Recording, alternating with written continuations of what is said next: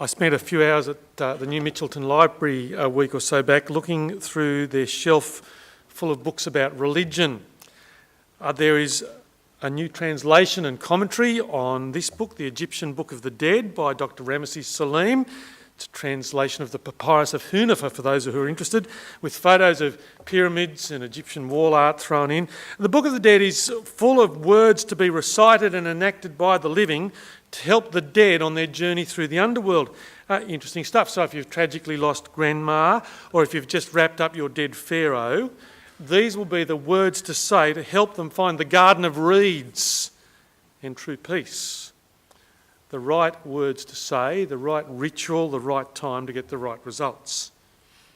Now, I've got to say, 10 minutes or so with Dr. Salim left my head spinning. It's complicated stuff. So it was on to Chinese religions by Janine and Merv Fowler, which, after tracing through the history of the key dynasties, is straight into the rhythms of the universe and the yin and the yang, and an overview of all the Tao rituals and festivals to mark the seasons.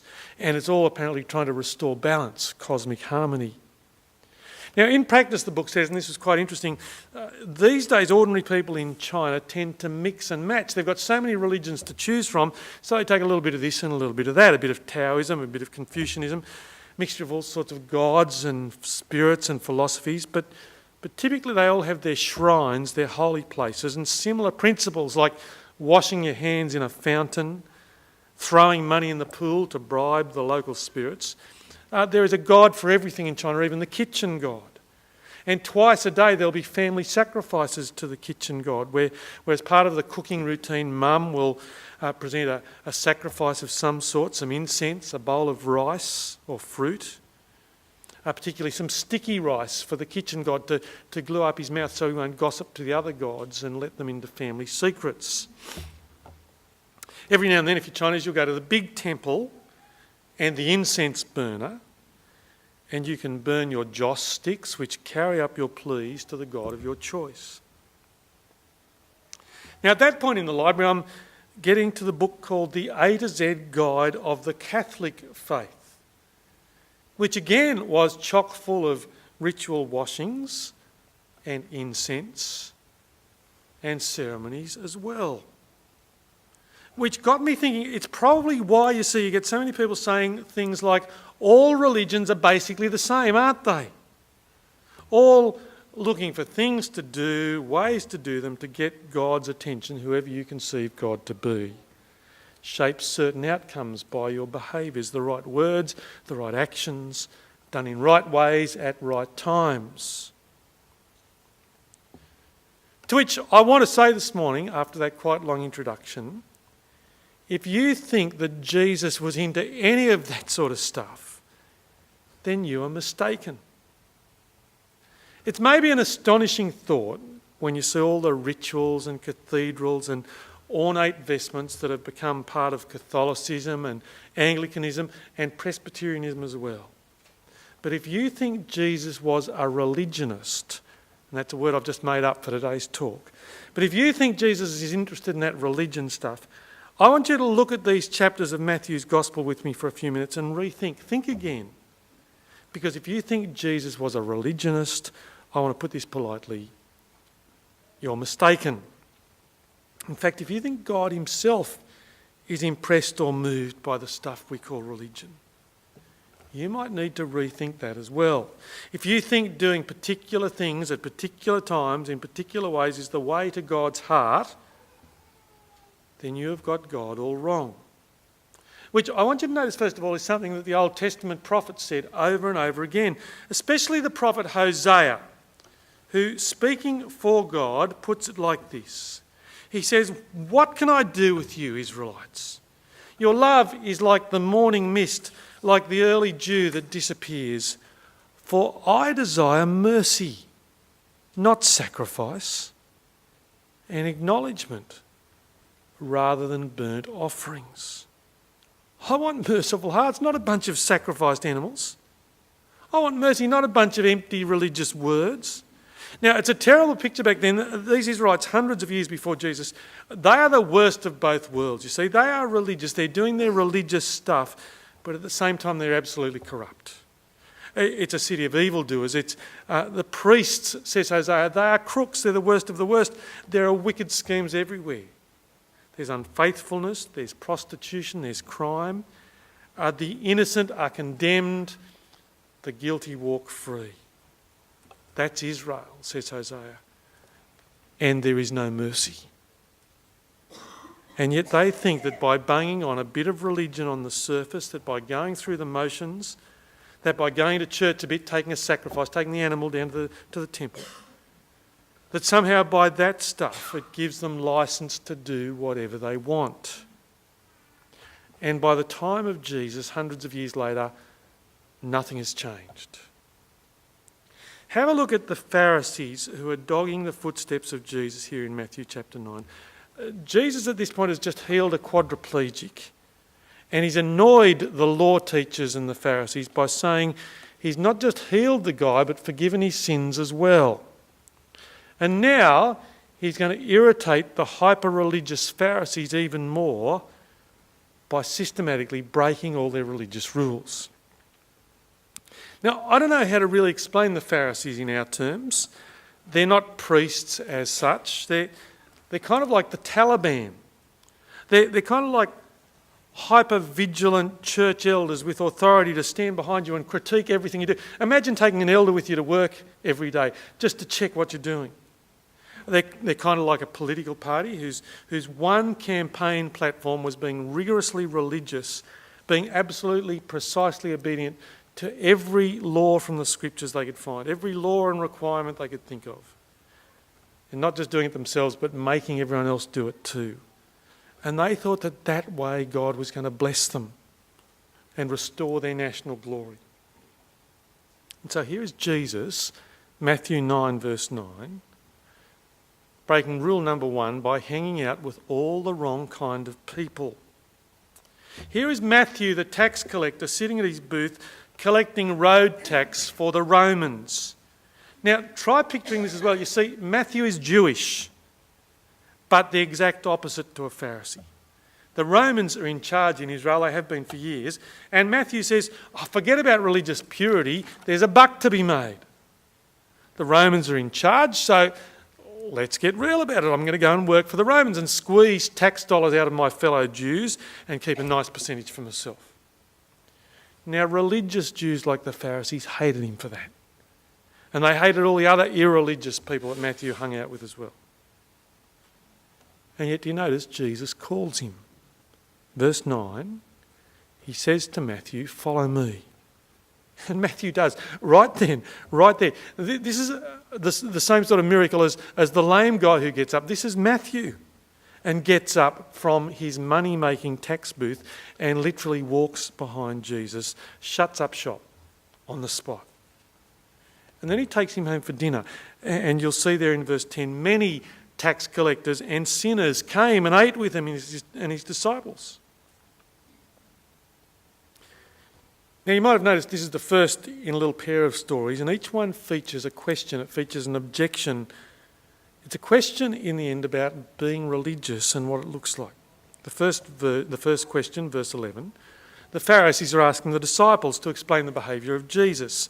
The second question, verse 14, there are others who come and ask Jesus to explain the behaviour of the disciples. They're a matching pair of questions.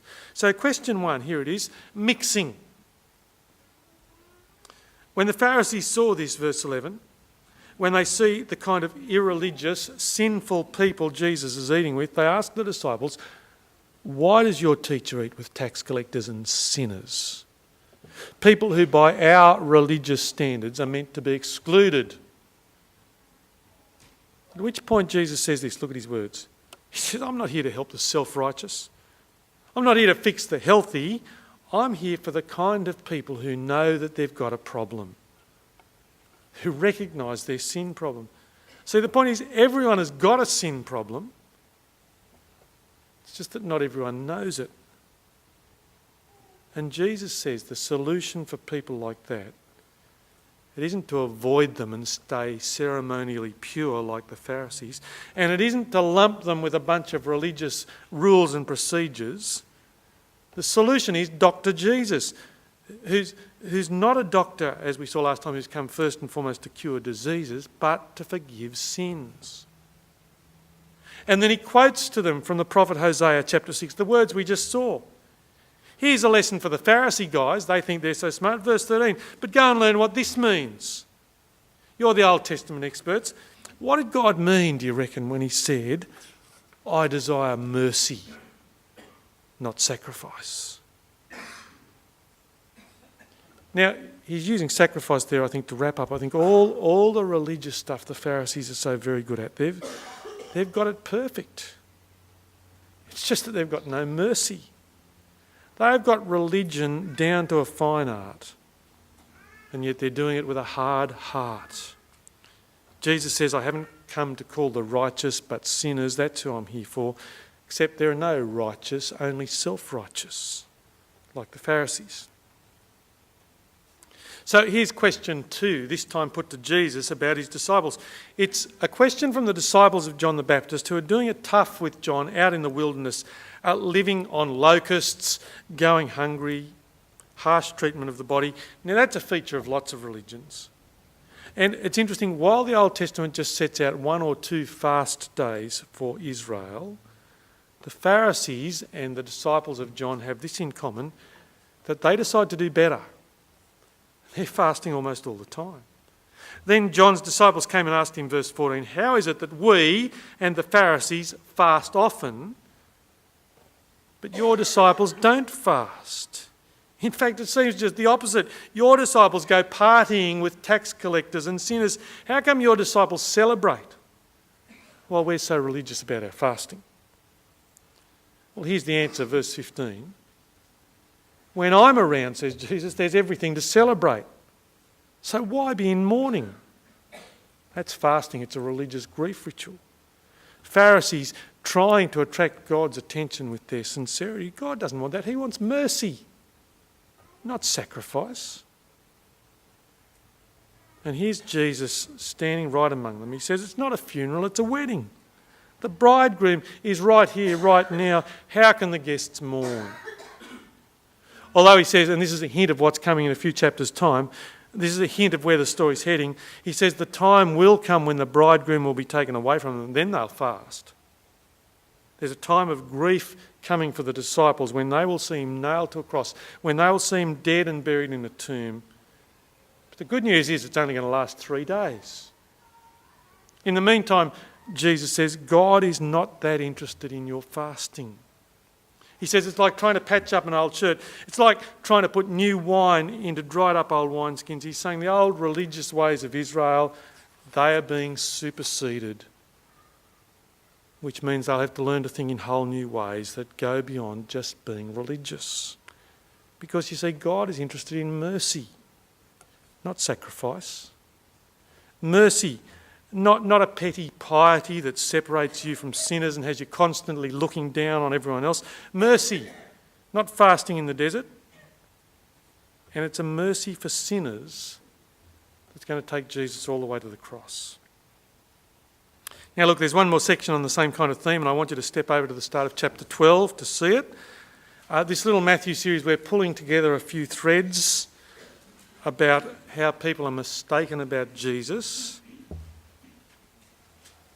And you might remember, as we read, there's another great mark of being religious that's all about observing the right days and weeks and months. And especially if you're Jewish, most especially if you're a Pharisee, the Sabbath day. Sunset Friday through to sunset Saturday to the very second. Down tools, work stops, rest. Which originally was meant to be a good thing for Israel. And yet the Pharisees have turned into a set of religious laws. So when the disciples of Jesus are spotted just casually picking some heads of grain in a wheat field and chewing on them on the Sabbath day, the Pharisees again have caught them out. Look, chapter 12, verse 2, your disciples are doing what's unlawful on the Sabbath. They're working, they're harvesting. When the rules of religion, you see, the rules of true religious observance say no. Now, Jesus goes on to answer that with a story from the life of King David.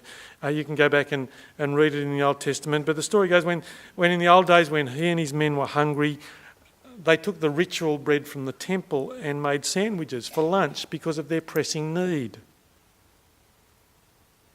The point that Jesus is making is the same.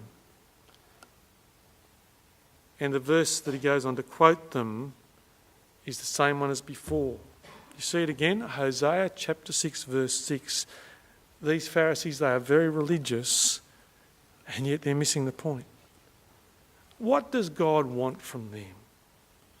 Does he want Sabbath days where not even a grain of wheat is picked? Pedantic God? Does he want fasting days when you punish yourself and go hungry? Now, I mean, Lou and I are trying to do the 2-5 diet at the moment where for 2 days of the week we just eat soup and bits of lettuce and stuff like that, but it's not to impress God. It's just to try to lose a little bit of weight. Or avoiding sinful people and acting spiritually stuck up. Is that what God wants?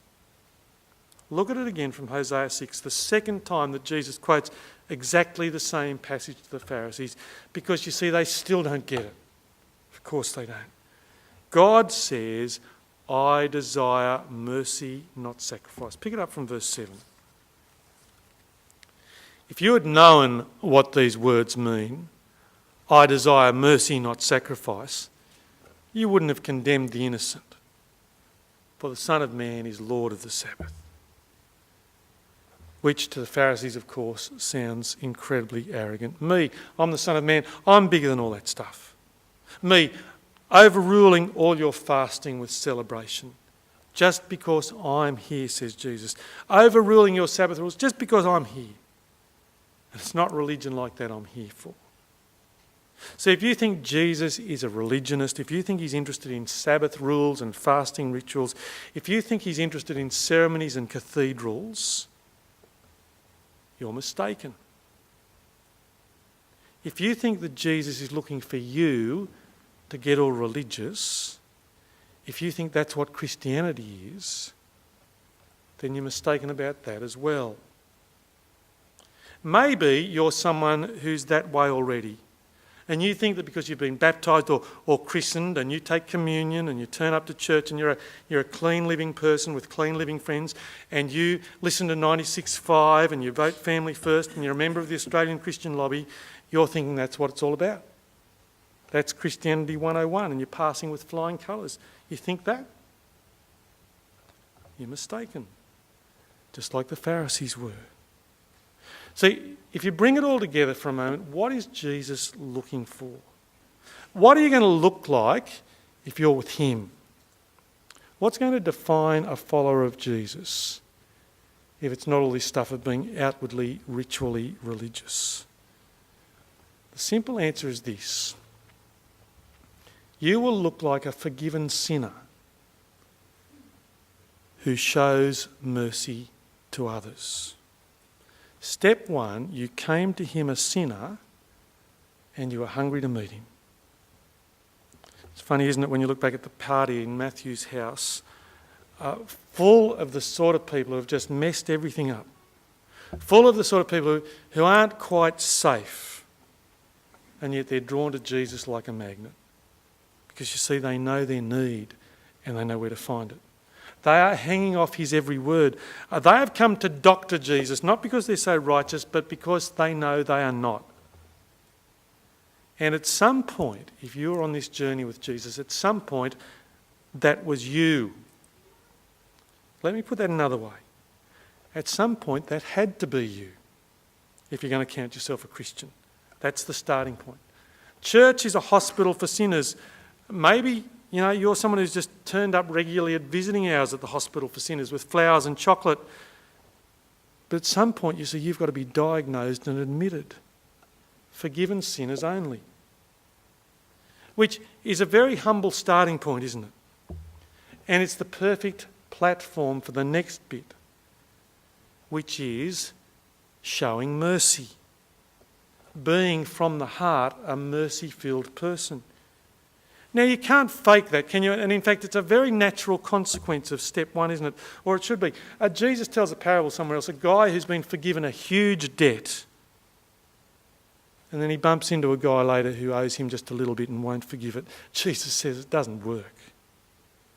God's kingdom is populated not by people who are more religious than other people, because ultimately, you see, one way or another, everyone's religious. Ancient Egyptian, modern Chinese. It's not the point. Forgiven sinners who show mercy. That's who we are. And you can ask yourself, if you are that, and then if you're doing that, what will it look like if you're a forgiven sinner who's showing mercy? First up, what will it look like in who you're prepared to mix with? That might be as simple as here at church on a Sunday morning. Is there any mercy? Is there any thought for the feelings of someone else, even in the way you decide who to sit with on a Sunday morning? Someone new on their own, perhaps, with a friendly word. Or is that too much? Would you just prefer to sit with your comfortable friends? More than that, I want to ask you, is there any sense of mercy in any of the stuff you do and you think and you say? Is it ever geared for caring for the needs of anyone else? Or is it just for you? Do you give anything? Do you do anything? Do you say anything that is motivated by a merciful heart? Because if you do, you see, that's what Jesus is looking for. When you do, James says later on, that is when you are being truly religious in a good way. Have a look at the words from the letter of James. He puts it this way. Religion that God our Father accepts as pure and faultless is this: to look after orphans and widows in their distress.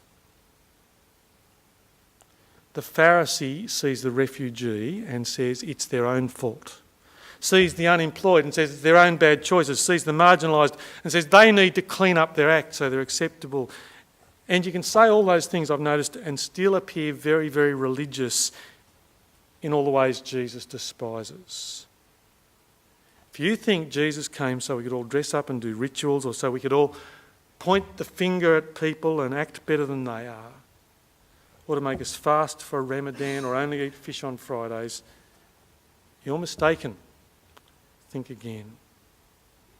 See, it's odd, isn't it? There was actually more true religion going on here at MPC last Sunday morning after the second service. There was more religion going on at the care lunch with the 20 people who stayed and helped there than there might have been in the church service before it with our songs and prayers.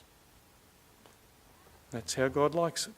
Religion that God our Father accepts as pure and faultless as this, to fast and to Sabbath and to mix with all the right people? No. To look after orphans and widows in their distress. Forgiven sinners who show mercy. Simple, isn't it? Let's get it right.